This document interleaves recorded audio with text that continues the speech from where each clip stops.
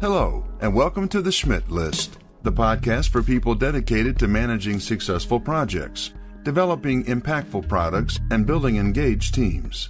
And now, here's your host, Kurt Schmidt. Hello, everyone, and welcome to this week's show, episode 22 of the Schmidt List. This week, I've got an awesome guy, Jonathan Stark, joining me on the show. If you haven't heard of Jonathan Stark, he wrote a great book called Hourly Billing is Nuts, which it is. So you can listen to our conversation here. It's a bit of a long one, but there is so much to cover and so much to talk about. I really hope you take time and listen to the whole thing. And if you do, make sure you stick around till the end because I've got a few announcements to share with you. Enjoy the show. Tell me a bit about your background, Jonathan. How did you get into the web and then into what you're doing now in the consulting you're doing? Sure. I've been doing computers since long time ago. I don't know, 80s or something. My dad got an IBM PC that had no hard drive. It was just floppy disk, and we played Zork and Ultima. Yeah. So computers have been a part of my life since sixth grade, junior high, around there. But music was my love. I went through music school, did that, did the sort of regionally touring musician thing, sleeping in vans and whatnot. Did that for a long time, but didn't make much money at it. So to kind of cover the bases in between, I would be either waiting on tables or doing things like Quark Express page layout stuff in the late 90s. And eventually ended up, one thing led to another. I ended up doing FileMaker Pro systems inside the internal agency at Staples. Oh yeah, Inc. I had my time with FileMaker back in the day. Mm-hmm. So that was when I was really getting paid to do computer stuff, and I totally fell in love with database programming, such as it was. I mean, FileMaker is pretty easy to use, and I just loved it. I loved seeing that sort of. I love seeing my work on other people's computers. Like, wow, they're all using my little app that I built, and this would have been around 2001, and mm-hmm. I really dug it, but I was becoming dissatisfied with the job. I felt like I was underpaid, so I went and got a job at a consultant, one of the largest FileMaker consultants. They were in Atlanta. They had offices all over, but I went to the Atlanta office. Started there as a junior developer in 2003, and by 2005, I guess mid-2005, I was the VP and I was managing folks. And at that point, I was getting very excited about the web, but I was still just doing FileMaker specifically. Mm-hmm. And I really wanted to move to the web because one of the limitations of FileMaker is that people had to have the client installed, and I really wanted to be able to have anybody use my app, whatever that, mm-hmm. My interface, let's call it. Yeah. And we got to a point where I came to recognize that our best developer was our least profitable. In fact, we were probably losing money on him because he was getting a nice salary. He was probably in the 90s, per year back then. And we billed everybody out at the same rate. I think it was probably 150 back then. I can't remember, but we're probably losing money on this guy. Meanwhile, we had what was basically an intern who was making half that, and he was really slow and was making us tons of money. It was highly profitable. And I just like, this doesn't make any sense. The sort of junior guy had a great bedside manner. His clients loved him. They were perfectly happy with the work.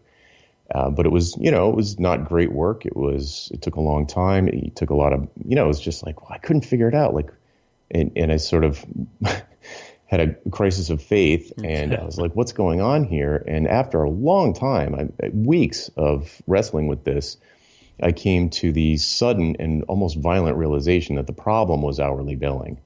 And from there, I couldn't look back. I was like, I kept asking myself, why is our best guy the least profitable? And what would we have to change to make him the most profitable? Because it seems like we should be printing money with this guy. He was great.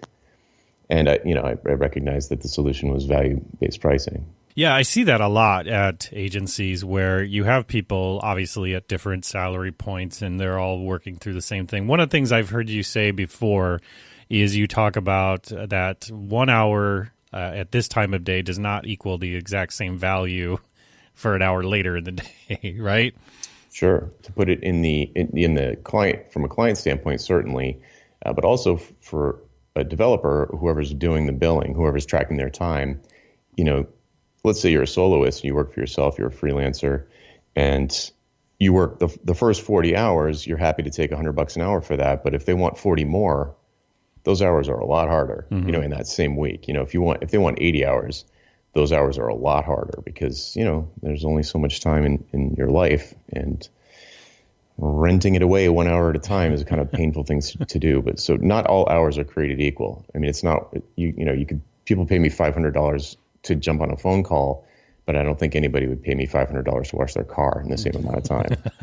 Right. I've also heard you talk about productized services. One of the things we do at Foundry is a lot of our front of the house, if you will, services are productized, where the consulting, the auditing, the workshops, all those things are usually a fixed cost versus the implementation, because a lot of those things are very custom and they need to be estimated. They need to have some sort of idea around them. But the thing that I've found that's been easier in the past couple of years is definitely clients who understand that they're building a product versus a website or an app or things like that. They seem to be getting a better handle on that this thing is never actually done. Like I've actually heard I remember years ago I'd be talking with a client and they'd be like, "What do you mean it's never going to be done?" I'm not paying for all this, but I feel like there's a better understanding in the business world around total cost of ownership. What's been your experience with that and having those conversations? My experience is similar to yours. It really depends on the sophistication of the client organization. So if you're working with some cutting edge startup, they're going to understand that a lot more quickly than, say, a credit union that hasn't even built a single internal system for 20 years because they've outsourced everything. So, it sort of depends. But the analogy that I like to use is it's a lot like a building. So if a client comes to you and says, "Hey, we need a new building. Can you," and then they go through these phases. The first phase is you need something that looks like an architect to design the building, and that particular phase has a value. Then you need someone, that's the sort of strategic phase, a design phase. Then there's an implementation phase where a builder comes in and actually builds the thing. And tends to be the most total, the highest dollar amount. It's usually stretched out. It's usually much longer than the design phase. It takes, more bodies and all that thing. It appears to visually have more of a cost to the provider, the person who's selling. So it's really pretty easy. People expect to pay a lot of money for that because there's a lot of things going on, a lot of people involved, a lot of activity, a lot of busyness.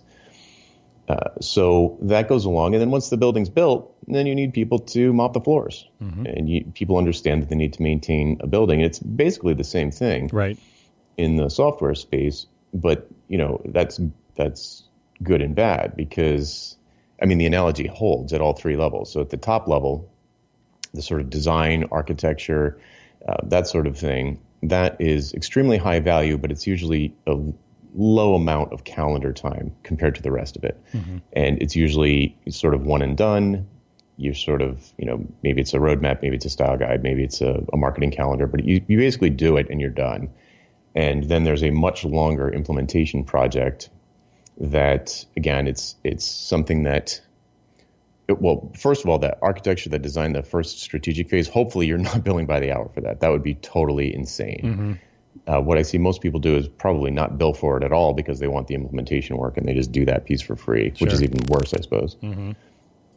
But then when you get to that implementation phase, that's where you see some people fixed price it. You see some people use value pricing. You see some people use hourly, time and materials, that sort of thing. And I would call that medium value, all things considered. If you sort of divide it by the number of people involved or the, person hours, then that is a lower value thing. It's a lower margin thing. And then at the lowest tier, the support, the mopping the floors thing, no one who owns a building wants to pay that. That is a cost. That is hygiene. That's it's brushing your teeth. Nobody, does anybody enjoy brushing their teeth? I don't know. Maybe someone does. It's just something you have to do if you don't want the place to fall apart. So it's never going to be perceived by the client as a high value thing. Mm-hmm. They're just protecting their investment. And it's a cost that if it's too high, if a price for that is too high, then it's really going to bother them. It's going to grate on their nerves. They're going to look for cheaper solutions. Mm-hmm. It doesn't take a lot of expertise to just maintain the status quo that was designed and built by someone who is more of an expert. Do you find that you've run into clients that have been kind of trained around this hourly thing and want to see breakdowns of estimates and things for the work that you're doing when you are trying to sell value-based pricing versus a typical spreadsheet with hours attached to it? Have you run into that situation? Oh, absolutely. There are certain industries where it's a requirement, in fact. So the procurement process for, say, the U.S. federal government or a lot of higher education institutions, they have to put things out to bid, and the way that they choose to compare apples to apples is by hourly rates, and whoever has the lowest one wins. So if you are, so it's a bad fit. Value pricing or fixed pricing is a bad fit for organizations like that because they have no capacity to compare you to the other alternatives if you don't give them an hourly rate. They're like, well, we can't tell who's cheaper. Right. And I'm like, well, I could give you a made up number, but that's not, because they're all just made up numbers anyway. Where'd your hourly rate come from? You made it up. Right. So I could make up a number for you, but that's not going to tell you how much it's going to cost to achieve this outcome because it's just an estimate. And what I'll do, dear customer or potential customer, so I'll give you an actual price. Like if you're going to buy a car, here is the price. Mm-hmm. And people will say, most people, if they don't have a rigid procurement process, or if you're talking with someone far enough up the organization who has the ability to do whatever they want, more or less, they can circumvent that sort of a situation. They tend to love it once they get past the surprise, because virtually everything everyone buys in their lives is something that they know the price of before they decide whether or not they're going to buy it. You almost always know the price before you make a purchasing decision. It's extremely rare. It's almost hard to come up with examples outside of this industry where you don't know how much you're agreeing to before you agree to a major purchase. Right. So once they get over the surprise, it usually goes like this. So they'll say, hey, we heard you're amazing at mobile web design. Listen, we'd like to get a quote from you, but first, what's your hourly rate? And I say, I don't have one. And there's dead silence. And they say, well, how do you bill for your work? And I say, I'll give you a price up front, and you can decide if it's worth the investment or not. Mm-hmm. And they're like, and then I'll say, will that work for you? Is that going to be okay? And they'll say, almost always, 99% of the time, if it's not higher ed or government, they'll say, yeah, that'd be great. That's refreshing. Yeah, exactly. They love it. Who wouldn't want to know the price? Yeah. Well, and, I've got a background in project management, so fighting scope creep was really almost a art form, especially back in years 2010, 2012. I even remember going to conferences and seeing people talking to people that worked in agencies about how to get around estimates and how to get around how your scope creep, or how to actually perform scope creep in a way that you can get away with it with companies. I am not joking. I literally sat and listened to somebody talk about different tricks and tips you can do for your vendors to get around the what they considered scope creep, because we would argue all the time. Somebody would say, well, a number of things, right? This is just a tweak. This is a edit. This is not a change, right? This is a they use different words. It used to become a nomenclature war with people in order to try to avoid that scope creep. So when you're talking about hourly billing versus value-based billing, how's one approach to fight that idea of scope creep around there? What would be a suggestion you would have for people that maybe are uncomfortable with the idea